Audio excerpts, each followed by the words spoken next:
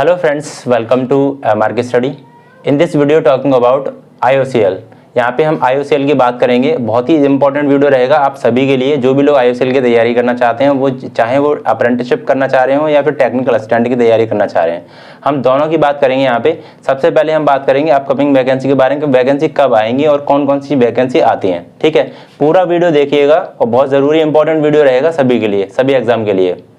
अब देखिए, मैं आपको बता दूँ, यहाँ पे सबसे पहले हम बात करेंगे अपकमिंग वैकेंसी। जैसे कि अक्टूबर में वैकेंसी आती है, अक्टूबर में वैकेंसी, अक्टूबर या नवंबर में वैकेंसी आती है। और वैकेंसी किस किस में आएंगी सबसे पहले आपको बता दूं, वैकेंसी आएंगी आपकी अप्रेंटिसशिप में भी आती है और टेक्निकल असिस्टेंट में भी आती है। ब्रांच की बात करूं मैं यहाँ पे तो मैकेनिकल होगा, केमिकल होगा और यहाँ पे प्रोडक्शन इंजीनियरिंग होगा और यहाँ पे इलेक्ट्रिकल और इंस्ट्रूमेंटेशन से वैकेंसी निकलती हैं, इलेक्ट्रॉनिक्स से भी निकलती हैं। ठीक है, ये चीज़ हो गई।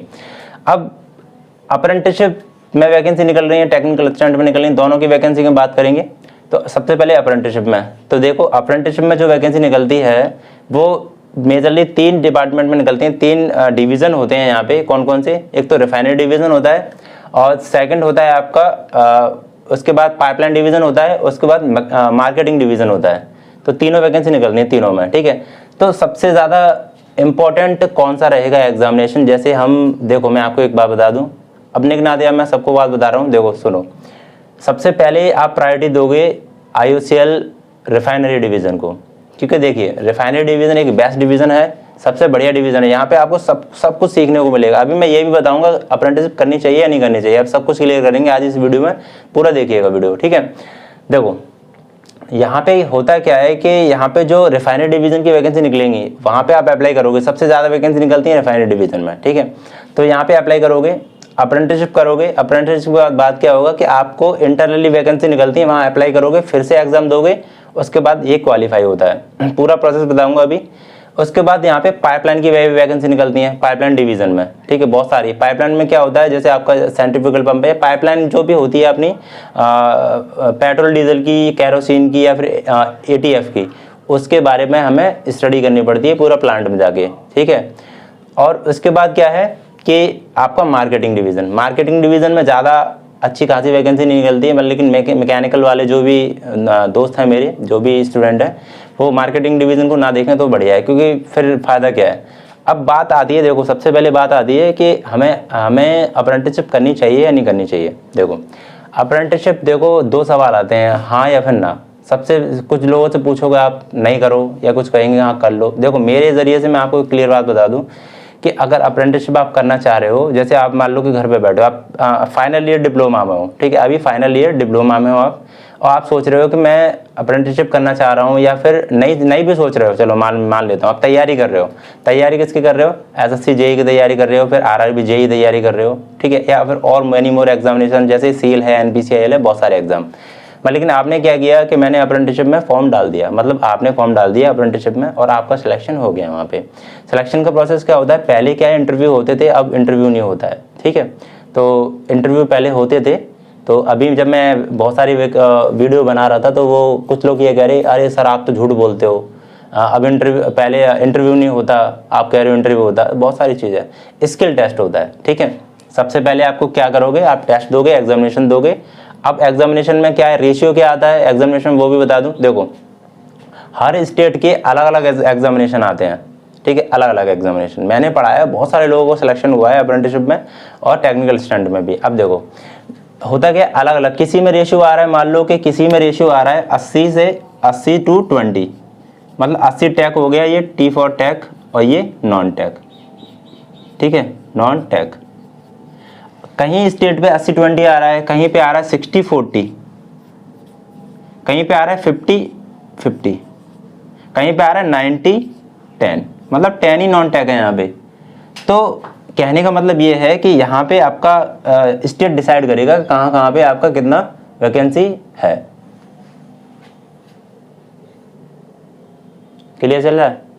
कोई दिक्कत तो नहीं है? ब्लैक तो नहीं हो रहा?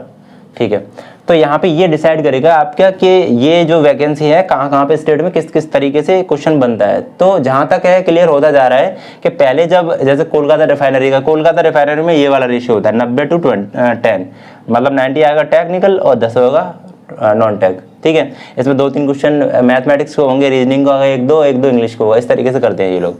60-40 में क्या होता है कि 60 आपको टेक्निकल आएगा, 40 आपको नॉन टेक आएगा। इसमें अच्छे खासे तुम्हारे मैथमेटिक्स के, इंग्लिश के भी क्वेश्चन आएंगे, रीजनिंग के भी क्वेश्चन आते हैं, इस तरीके से होता है। 80-20 में ये भी होता है, तो ये रेशियो होता है, ठीक है।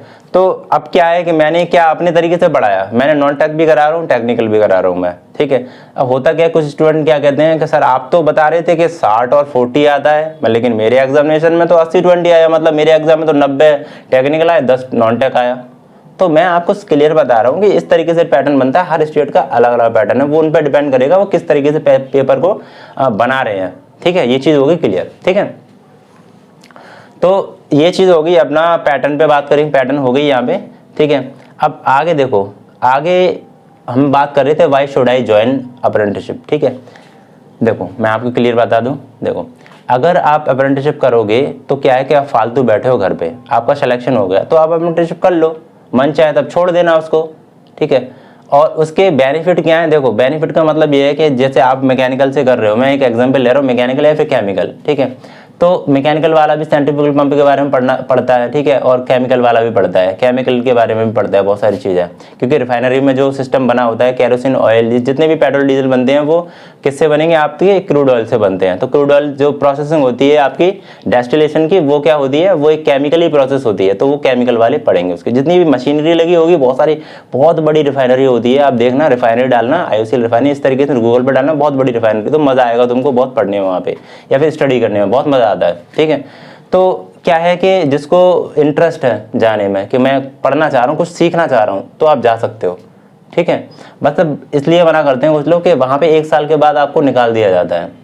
ये नहीं है कि आपको रख लें, वो अप्रेंटिसशिप का मतलब हो गया आपको 1 साल का ट्रेनिंग देंगे, वो सिखाएंगे और आपको थोड़ा सा वर्क कराएंगे, आपको ये नहीं कहेंगे आप ये करो ही करो, आपकी मर्जी आए तो करो, आपकी मर्जी नहीं आ रही है तो मत करो, ठीक है। लेकिन मेरे हिसाब से आपको करना चाहिए वहाँ पे वर्क। कुछ स्टूडेंट क्या करते हैं कि देखो आप पढ़ भी सकते हो वहाँ पे, मैं आपको बता दूँ, एक ऑफिस होता है आपका, अगर मेंटेनेंस का काम ज़्यादातर पाइपलाइन डिवीजन में होता है, वो मेंटेनेंस का काम होता है, अदरवाइज तुम्हारा बॉयलर होगा या फिर बहुत सारी चीज़ें होंगी अलग अलग, उसमें आपको भेजेंगे वो लोग, ठीक है। उसमें भी मेंटेनेंस का ही होता है ज़्यादातर सबसे ज़्यादा काम होता है मेंटेनेंस का ही, ठीक है। मेंटेनेंस का मतलब हो गया कोई भी हमारा मशीन या पार्ट खराब हो गया उसको सही करना, उसको निकालना, बियरिंग, जैसे बियरिंग खराब हो गई तो बियरिंग को निकालना है, फिर बियरिंग को, नई बियरिंग को स्टोर से लेके आना है, कौन सी बियरिंग है, कौन सा क्लास है, इस तरीके से आपको स्टडी मिलेगी, बियरिंग का टाइप मिलेगा, उसके बाद उसमें आप क्या करोगे, लगाओगे, ठीक है। ये चीज़ हो गई, चलिए, तो ये चीज़ हो गई। तो यहाँ पे मेरे ख्याल से आपको कर लेनी चाहिए अगर आप डिप्लोमा फाइनल के स्टूडेंट हैं। और इससे क्या हो, बेनिफिट का क्या मतलब है कि अगर आपका अच्छी तरीके से अगर नॉलेज हो गया है इसमें, तो आप बाहर भी अप्लाई कर सकते हो, आउट ऑफ इंडिया, ठीक है। बहुत सारे आपका वो है सोर्स हैं, तो बाहर भी आप अप्लाई करते हो। और यहाँ पे अगर एक्सपीरियंस भी लेते हो आप ऑयल एंड गैस इंडस्ट्री का 3 से 4 साल का, तो अच्छा खासा आपको पैकेज मिलेगा यहाँ से, ठीक है। चलिए, तो ये चीज़ें हो गई, यहाँ पे सारी चीज़ें हो गई। और चलो अब आगे देखते हैं।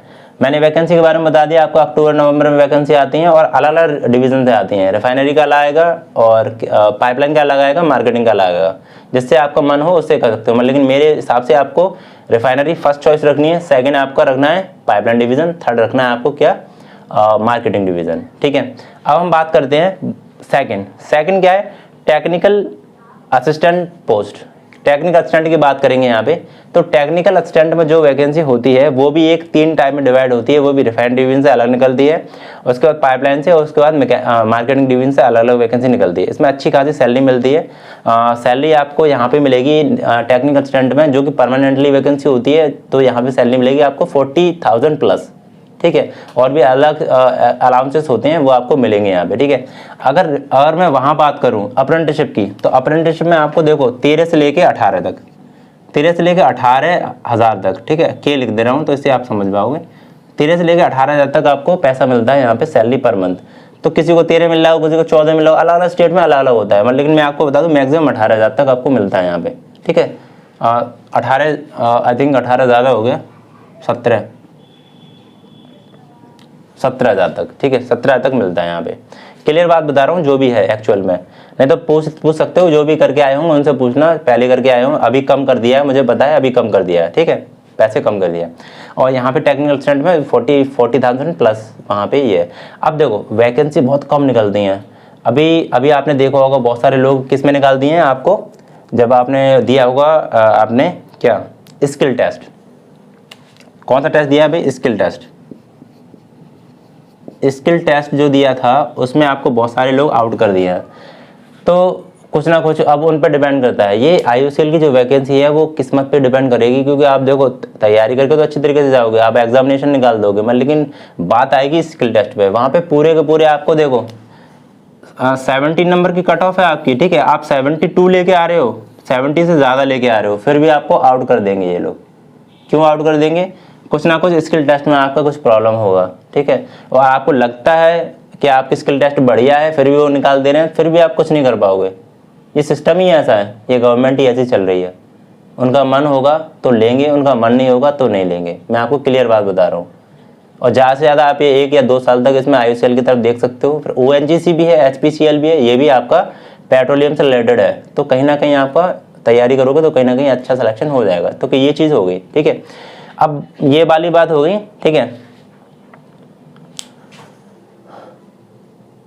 हाँ, अब नेक्स्ट बात करेंगे, यहाँ पे 1 मिनट रुकना, साफ कर दो ये मैं। हाँ,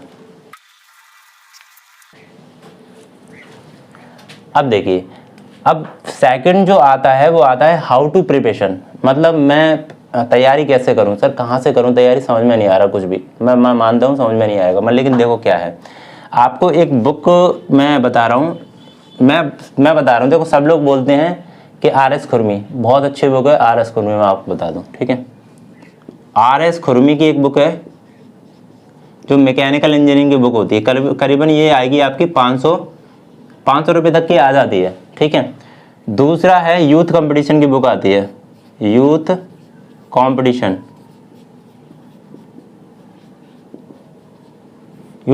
की बुक आती है, हिंदी इंग्लिश में दोनों में आती है। तो इसके प्रीवियस ईयर क्वेश्चन आते हैं, वो आपको पढ़ लेनी चाहिए, ठीक है। तीसरा क्या है, तीसरा मैं आपको बता दूं यहाँ पे, जैसे SSC JEE, ठीक है, प्रीवियस ईयर पेपर, तो SSC JEE के प्रीवियस ईयर के पेपर आप पढ़ सकते हो, सारे के सारे मॉडल पेपर आप लगा सकते हो। देखो तैयारी कैसे करोगे मैं आपको बता दूं।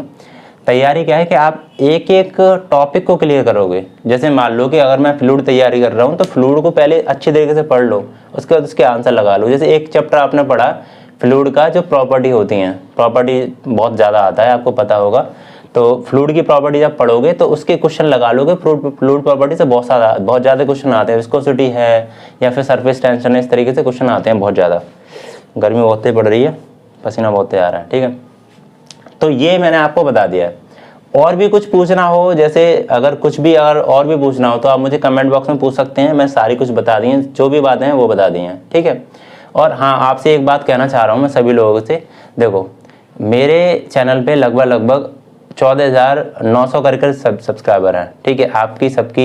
आपका सबका साथ है, और मैं चाहता हूँ आप मेरे चैनल पे आप 20,000 सब्सक्राइबर करवाइए कैसे भी करके, ठीक है। मतलब सभी लोगों को सब्सक्राइब करना है चैनल को 20,000 करके, 20 के सब्सक्राइब करवाना है। उसके बाद मैं कोशिश करूँगा कि इलेक्ट्रिकल और इलेक्ट्रॉनिक्स और कंप्यूटर साइंस, ये 2-3 ब्रांच हैं इलेक्ट्रिकल वाली, ये इसके हम टीचर को रखेंगे और उसके बाद इसको आगे बढ़ाएंगे, ठीक है। तो आपकी बस हेल्प चाहिए, आप सब्सक्राइब करिए, चैनल को सब्सक्राइब कर लीजिए सभी लोग, और इस वीडियो को लाइक ज़रूर करना और ज़्यादा से ज़्यादा शेयर ज़रूर करना, जिससे क्या है कि हमको भी मोटिवेशन मिलता है आपको पढ़ाने का। और आप जितना लाइक और शेयर करोगे उतना ही मुझे थोड़ा अच्छा लगेगा और मैं आपके लिए वीडियो बनाता रहूँगा। मैं लास्ट वीडियो भी बनाया है, और आप चैनल खोल के लिए भी देख सकते हो, आप पूरा अच्छी तरीके से डेटा लिखा हुआ है, बहुत सारी वीडियो पड़ी हुई हैं इंडियन ऑयल की। बहुत सारे लोग मुझसे पूछते हैं सर मैं तैयारी कैसे करूँ, तो मैं आपको बता दूँ बहुत सारी वीडियो पड़ी हुई हैं। आप प्लेलिस्ट में जाइएगा, प्लेलिस्ट में देखो, प्लेलिस्ट में आप जाइएगा यहाँ पे, ठीक है, MRK स्टडी खोलो आप यूट्यूब पे, और प्लेलिस्ट में जाइएगा, HPCL IOCL की बहुत सारी प्लेलिस्ट पड़ी हुई हैं, और टॉप 200 वाली लिस्ट जरूर देखना, ठीक है। टॉप 200 वाला जो एक वो है, इसके अंदर एक फोल्डर है या वो है, ठीक है, तो वो जरूर देखना खोल के, उसमें बहुत सारे क्वेश्चन आपको मिल जाएंगे। आप पुराने वाले प्रिपरेशन करिए, वही क्वेश्चन आते हैं बार बार, और जो नए क्वेश्चन आ रहे हैं वो मैं आपको डेली टू डेली या फिर 1-2 दिन में मैं कराता रहता हूँ, ठीक है। चलिए, तो नेक्स्ट वीडियो मिलते हैं भाई, लाइक जरूर करके जाना, चैनल को सभी लोग सब्सक्राइब करके जरूर जाना, ठीक है। चलिए नेक्स्ट वीडियो मिलते हैं। जय हिंद, जय भारत।